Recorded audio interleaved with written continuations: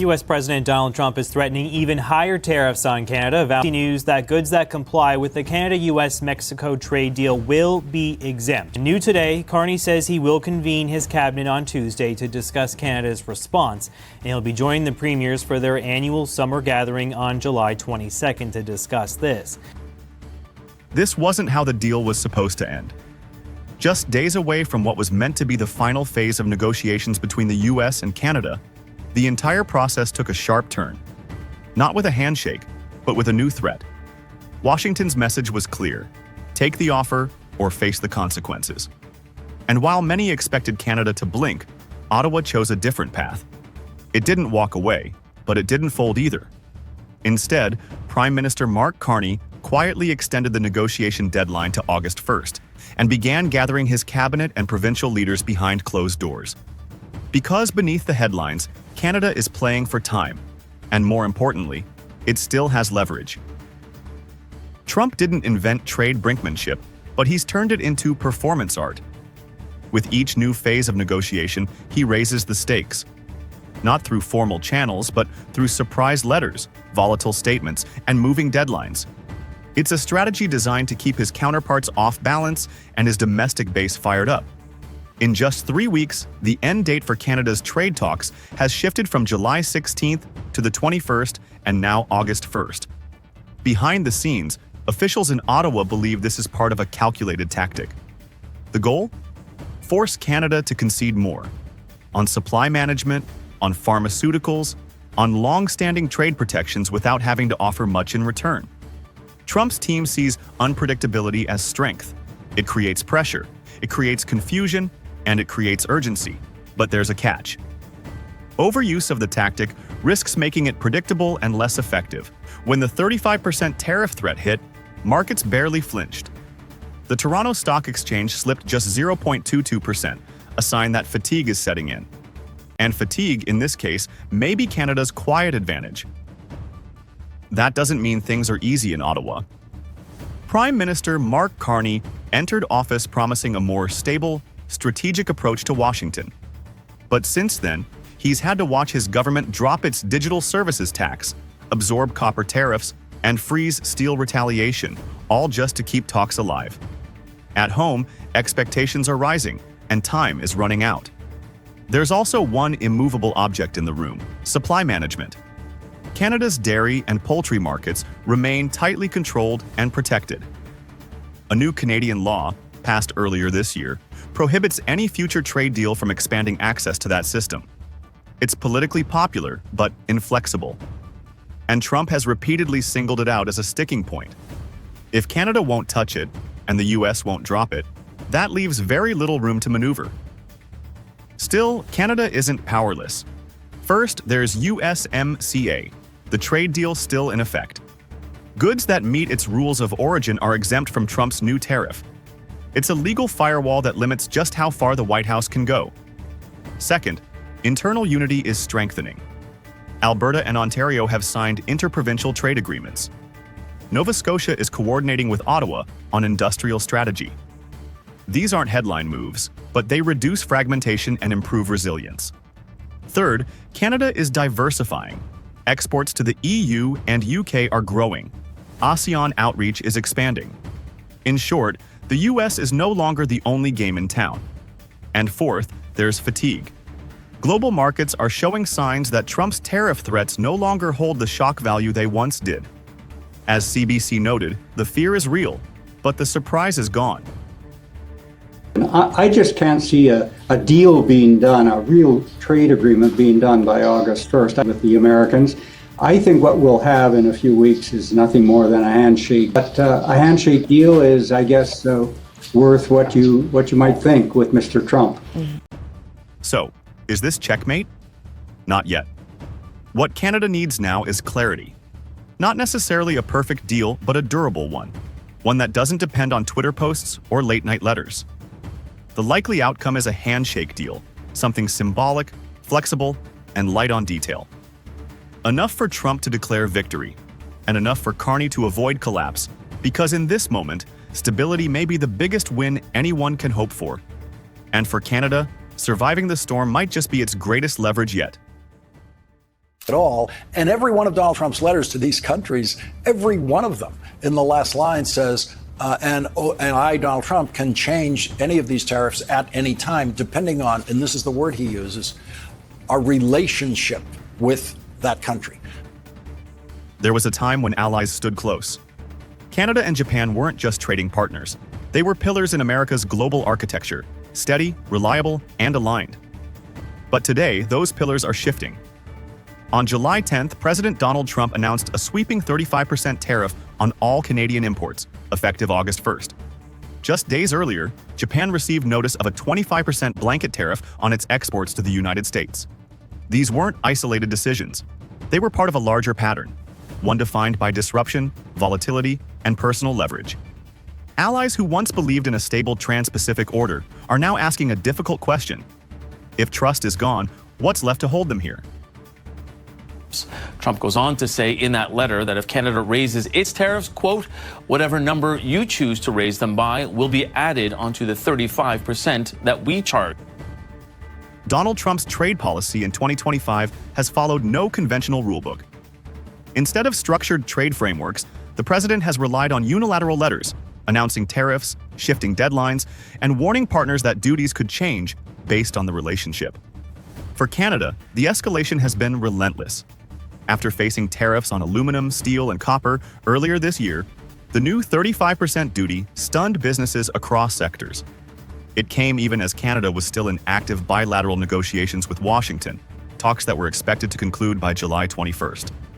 Rather than escalate publicly, Prime Minister Mark Carney chose a quieter path. Behind closed doors, his team worked to contain the fallout, while simultaneously moving Canada's economic focus outward. Canada has intensified trade negotiations with ASEAN, and in July, its foreign minister confirmed progress on a new free trade agreement. At the same time, Ottawa signed a defense and intelligence sharing pact with Tokyo, expanding security coordination in the Indo-Pacific. In Japan, the response has been firmer, but no less strategic. The 25% tariff letter from Washington triggered strong language from Tokyo. The Japanese government rejected what it called economic coercion and emphasized its commitment to protect domestic industries and employment.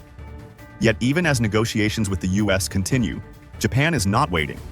Its economic ministers are expanding ties with Southeast Asia and Europe, reinforcing partnerships that don't come with strings attached. Taken together, the message is clear. Trump's tariff. First diplomacy is no longer just a tactic. It's become a turning point. And it's pushing countries to build new bridges beyond Washington. And I am here, the Carney government's first visit to the Indo-Pacific, my first visit to the Indo-Pacific, to stress the importance of multilateralism. Multilateralism in trade and economic matters in particular. Japan and Canada have taken a major step forward in deepening their strategic ties by signing a security information sharing agreement. The Indo-Pacific is no longer just a strategic concept. It's becoming a new center of gravity for countries seeking balance, stability, and multilateral cooperation. For Canada, that means finalizing its FTA with ASEAN, strengthening LNG exports to Asia, and leveraging its role as a supplier of critical minerals.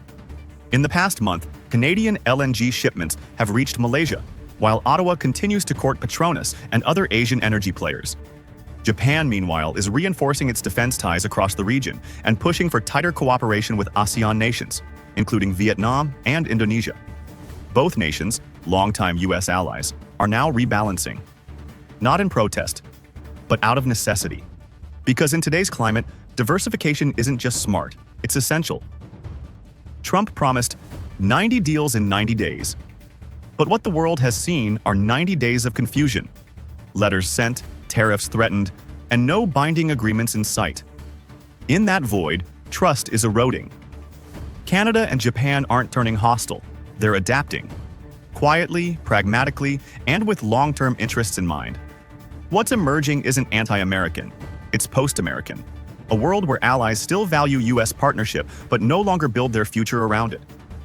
Because allies don't wait forever. And when tariffs replace trust, the world moves on. And we'll be announcing something very soon on pharmaceuticals that they're going to be tariffed if they have to bring the pharmaceuticals into the country, the drugs and other things into the country. They're going to be tariffed at a very, very high rate, like 200%. On July 8th, President Trump raised the stakes again. Standing before his cabinet, he confirmed what many feared. The U.S. would soon impose pharmaceutical tariffs as high as 200% on any country that doesn't bring drug manufacturing onto American soil. The policy would include a grace period of up to 18 months. But after that, Trump said, everybody pays. The threat isn't just economic. It cuts directly into the global healthcare system, and it's already testing America's most crucial alliances. Australia is on edge. Canada is bracing quietly. And with Trump setting a hard deadline for August 1st, time is running out. Australia is a significant exporter of pharmaceuticals to the US. They're in our top 5 exports and valued at more than $2 billion last year. The warning hit Australia hard. Last year, Australia exported over $2 billion in pharmaceutical products to America, making it one of their top 5 export categories. Most of those are blood plasma and vaccines, primarily produced by CSL, a global biotech firm with plants in both countries. But Australia's real vulnerability lies not in trade volume, but in principle. The country's Pharmaceutical Benefits Scheme, or PBS, forces drug companies to negotiate prices with the government before they can be subsidized. It keeps medicine affordable for Australians, but it's long been criticized by the U.S. pharmaceutical lobby. Now, under Trump's tariff plan, that criticism has turned into retaliation. Yet, Australia's government isn't budging. Treasury Minister Jim Chalmers called the move deeply concerning, but stood firm. The Albanese administration refused to touch PBS, arguing that bowing to U.S. pressure would mean higher drug prices for their own citizens. The clash reveals just how far the U.S.-Australia relationship has eroded. Canada and the UK have already secured partial tariff exemptions, mostly by pledging to increase defense spending. But Australia remains on the outside, without a meeting and without a path forward. Canada does send a lot of drugs to the United States. We have some generic manufacturers right here at home, and vice versa. We receive medications from there.